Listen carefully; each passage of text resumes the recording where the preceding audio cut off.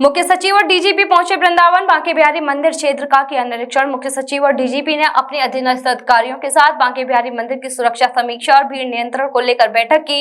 हाथरस हादसे के बाद धार्मिक स्थल और आयोजनों में उमड़ने वाली भीड़ की सुविधा और सुरक्षा को योगी सरकार पूरी मुस्तैदी से बरतती दिखाई दे रही है। अयोध्या के बाद बुधवार को मुख्यमंत्री के निर्देश पर मुख्य सचिव मनोज कुमार सिंह और डीजीपी प्रशांत कुमार ने श्री बांके बिहारी मंदिर परिसर का निरीक्षण कर प्रशासन के आला अफसरों से व्यवस्थाओं को लेकर चर्चा की। मुख्य सचिव और डीजीपी का कहना है कि भीड़ नियंत्रण कर श्रद्धालुओं को बेहतर सुविधा मुहैया कराना हमारी प्राथमिकता है। यहाँ बताते चलें कि धार्मिक स्थल पर पहुंचने वाले श्रद्धालुओं की सुविधा और सुरक्षा को लेकर एक बार फिर शासन द्वारा व्यवस्थाओं को दुरुस्त करने पर जोर दिया जा रहा है। बीते दिनों अयोध्या में निरीक्षण के बाद बुधवार को मुख्य सचिव मनोज कुमार सिंह और डीजीपी प्रशांत कुमार वृंदावन पहुंचे। शासकीय अधिकारियों ने पहले श्री बांके बिहारी परिसर और आसपास के मार्गों का जायजा लेकर डीएम और एसएसपी से हालिया व्यवस्थाओं के बारे में विस्तार से जाना। अपने निर्धारित कार्यक्रम में देरी से आने के कारण मंदिर के पट बंद हो जाने पर उन्होंने जगमोहन में बनने वाले फूल बंगले के स्थान पर पूजा अर्चना की। पूजा के बाद उनका काफिला टूरिस्ट फैसिलिटी सेंटर पहुंचा, जहां विभिन्न विभागों से जुड़े अधिकारियों के साथ मीटिंग से पहले मीडिया से बातचीत करते हुए मुख्य सचिव ने कहा कि मुख्यमंत्री श्रद्धालुओं को बेहतर सुविधा प्रदान करने के लिए कटिबद्ध हैं। भीड़ नियंत्रण के साथ दर्शनों की व्यवस्था सुगम बनाना ही हमारा मुख्य उद्देश्य है। इन्हीं बिंदुओं को लेकर मंडल और जनपद के अफसरों के साथ मंथन किया जा रहा है। डीजीपी प्रशांत कुमार ने बताया कि धार्मिक स्थलों और मंदिरों में आने वाले श्रद्धालुओं की सुरक्षा को लेकर एक प्लान बना हुआ है। उसमें समय और तकनीक के साथ क्या बदलाव होने चाहिए, इस पर चर्चा करेंगे। साथ ही ट्रैफिक प्लान, पुलिस बल बढ़ाने के बिंदुओं पर भी चर्चा की जाएगी। बांके बिहारी जी के दर्शन के लिए 7 से 10 लाख लोग एक दिन में जो पीक डेज होते हैं उसमें आ रहे हैं। तो आपने देखा आसपास सकरी गलियां हैं और 3 जगह से 3 दरवाजे आने के हैं और 2 से एग्जिट है बाहर निकलते हैं। तो माननीय मुख्यमंत्री जी की यही चिंता है कि इस भीड़ को कैसे व्यवस्थित करके और सभी लोगों को दर्शन की व्यवस्था बनाई जाए। इसीलिए मैं और डीजीपी साहब यहाँ पर आए हैं और सभी मंडल स्तर के और जनपद स्तर के अधिकारियों के साथ वहाँ पे हम लोगों ने उस क्षेत्र का दौरा किया है और पार्किंग वगैरह भी इसके बाद हम लोग देखेंगे। तो ये एक अच्छा सुगम व्यवस्था बनाने की बात है। जो लोग यहाँ पर आ रहे हैं दर्शन के लिए उनको केंद्र में रखते हुए कि उनकी सुविधा का ध्यान रखते हुए ताकि वो आएँ और दर्शन करके जब लौटें तो संतुष्ट हो और जो अवस्थापना सुविधाएं हैं वो इस लेवल की हों जहाँ की आप रोज़ 5 लाख 7 लाख या 10 लाख लोगों को यहाँ पर इंटरटेन कर सकें और इस व्यवस्था में उनको दर्शन सुलभ करा सकें। तो ये मुख्य मकसद है हम लोगों के आने। किसी भी शहर का डेवलपमेंट उसकी भौगोलिक स्थिति के अनुसार होना चाहिए। वृंदावन एक मंदिर का शहर नहीं, मल्टी मंदिरों का शहर है। यहाँ जो भी डेवलपमेंट का एक टारगेट लिया जा रहा है वो केवल बांके बिहारी लिया जा रहा है, जबकि उससे पुराने काफ़ी मंदिर सप्त देवाल है, यहाँ की पहचान है। देखिए कई महत्वपूर्ण मंदिर यहाँ पर हैं, ये शासन के संज्ञान में है और ये भी हम लोग अवगत हैं कि सबसे ज़्यादा लोग यहीं पर आते हैं, बांके बिहारी के दर्शन के लिए आते हैं। तो इसमें महत्वपूर्ण कम या ज़्यादा की बात नहीं है, बात क्राउड के मैनेजमेंट की है। कुछ मंदिर ऐसे हैं जिनके पास बहुत बड़े बड़े परिसर उपलब्ध हैं, तो वहाँ पे कितने भी लोग आएँ उनको उस तरह की असुविधा नहीं होती है। लेकिन बांके बिहारी मंदिर जिस तरह से बीच शहर में संकरी गलियों से और मोहल्ले में घिरा हुआ है, तो वहाँ पर एक क्राउड मैनेजमेंट प्रॉपर करना ज़रूरी है, खास करके जब अभी ज़्यादा लोग दर्शन के लिए आएंगे। तो ये मकसद है आने का, बेटर इंफ्रास्ट्रक्चर डेवलप करना और लोगों को अच्छी सहूलियत हो दर्शन करने में, ये व्यवस्था बनाना है। सर बांके बिहारी के कॉरिडोर को लेकर के भी कुछ आगे का प्लान नहीं, उसके बारे में आज ऐसा कुछ नहीं था।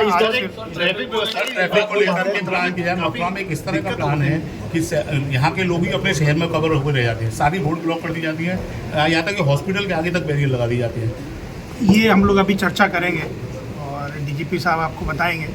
लेकिन हम लोग के आने का मकसद यही है कि पार्किंग के लिए नियत स्थान हो और वहीं पे पार्किंग हो और जो लोग उस कॉलोनी में आसपास रहते हैं उनको मिनिमम इनकन्वीनियंस हो, उनको आने जाने में उस तरह की दिक्कतें ना हो। तो ये व्यवस्था हम लोग को बनाने की। सर फोर्स कुछ और ज़्यादा लगाने का कुछ प्लान है, जिस तरह से पहले जो घटनाएं हुई हैं या भीड़ जो आ रही है उसको लेकर? आपको डीजीपी साहब बताएंगे, बट भीड़ को व्यवस्थित करना, कंपार्टमेंटलाइज करना, जगह जगह पे रोक कर उनको आगे बढ़ाना, जैसे स्पेस अवेलेबल हो अंदर मंदिर में, ये सब क्राउड मैनेजमेंट के बेसिक प्रिंसिपल्स हैं, इसको फॉलो कराया सर अभी बड़ा चैलेंज है मुड़िया मेला जैसे हाथरस में भी घटना हुई है, उसके बाद में क्या चेंज लिए जा रहे हैं और किस तरह से इस पूरे मेले को? समुचित व्यवस्था होगी, जो भी श्रद्धालु इसमें आ रहे हैं मुड़िया पूर्णिमा में, और काफ़ी बड़ी भीड़ आती है उसमें तो, और वो काफ़ी लंबा भी चलता है, तो उसकी सारी व्यवस्थाएं सुनिश्चित की जाएंगी। सर बांके बिहारी की सुरक्षा को लेकर के जो भी महत्वपूर्ण धार्मिक स्थल हैं जहाँ पे भारी संख्या में श्रद्धालु आते हैं उत्तर प्रदेश के अंदर, उसकी एक सुरक्षा स्कीम है। उस सुरक्षा स्कीम के तहत ही व्यवस्थाएं की जाती हैं।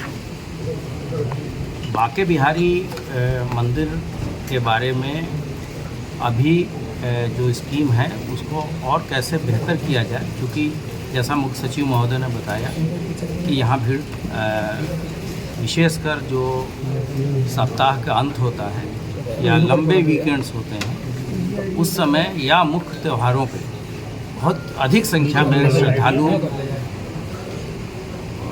मथुरा के अलावा अन्य आसपास के जनपदों से, अन्य प्रदेशों से भी आते हैं।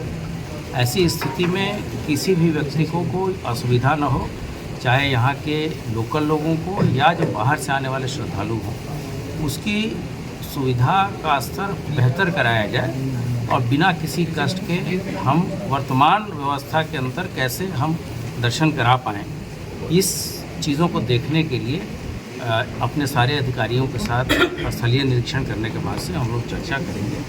वर्तमान में पर्याप्त सुरक्षा व्यवस्था जो जोन स्तर पे कराई जा चुकी है, कुछ नए उपकरण भी लिए जा चुके हैं।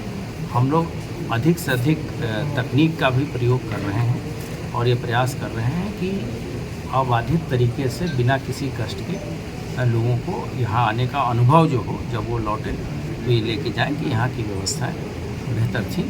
और जहाँ तक ये पूर्णिमा मेले का सवाल है, उसके लिए पर्याप्त सुरक्षा बल समय से मुहैया कराया जाएगा। सभी वरिष्ठ अधिकारी यहाँ रहेंगे, जोन सेक्टर में क्षेत्र को विभाजित करके व्यवस्थाएं कराई जाएंगी। मंदिर के अंदर बहुत कम स्पेस रहता है और वहाँ अक्सर वहीं श्रद्धालु बेहोश होते हैं। वहाँ की क्या प्लानिंग आप देख कर के वहाँ क्या सिस्टम? मैंने आपको बताया कि वर्तमान जो परिस्थिति है उसमें इस चीज़ों को कैसे बेहतर करेंगे, और अगर कोई इसमें चेंजेस होते हैं तो जितने भी स्टेक होल्डर्स हैं या जो भी लोग यहाँ के स्थानीय हैं, सबको कॉन्फिडेंस में लेके ही आगे की कोई टमटम और रिक्शा काफ़ी चलते हैं और यहाँ प्राइवेट किए जाते हैं, प्राइवेट सोसाइटी भी बनाई गई है। पैसा 500 रुपये उनसे टमटम से लिया जाता है। ट्रैफिक की व्यवस्था बहुत खराब है यहाँ, शिकायत काफ़ी बार प्रशासन से। ये चीज़ें स्थानीय स्तर पर डील होती है, ये शासन स्तर से इस पर कोई नहीं है। अगर आने जाने की कोई ट्रैफिक की सुविधा है वो स्थानीय अधिकारी देखेंगे, ये सुनिश्चित कराएंगे कि किसी को असुविधा न हो। सर मुड़िया पूर्णिमा मेले में कितने श्रद्धालुओं के आने का अनुमान लगा रहे हैं और क्या फोर्स डिप्लॉय रहेगा? नहीं, वो जो 8 से 10 लाख लोगों के आने की व्यवस्था होगी, व्यवस्थाएं उस तरह से हम लोग अपने संसाधन उपलब्ध कराएंगे। सर भीड़ को लेकर कुछ चेंजिंग भी करे जाएंगे? नहीं, मैंने आपको बताया कि पर डे का बनाना है, पर डे का 8 से 10। हाँ, पर डे जब शुरुआती दिनों में आता है, जब पीक होता है तो संख्या बढ़ जाती है, और पिछले अनुभवों को देखते हुए ही हम व्यवस्था करेंगे और जितनी भीड़ आएगी हमारी व्यवस्था उससे अधिक लोगों के आने को लेके प्लान की जाए। आज ही लाएं अपनी मनपसंद Maruti Suzuki car Uma Motors Arena से और पाएं तुरंत फाइनेंस की सुविधा कम से कम ब्याज दर पर, साथ में आपकी पुरानी गाड़ी की सबसे ज्यादा एक्सचेंज कीमत पाएं ट्रू वैल्यू में। नंबर नोट करें 9997682222।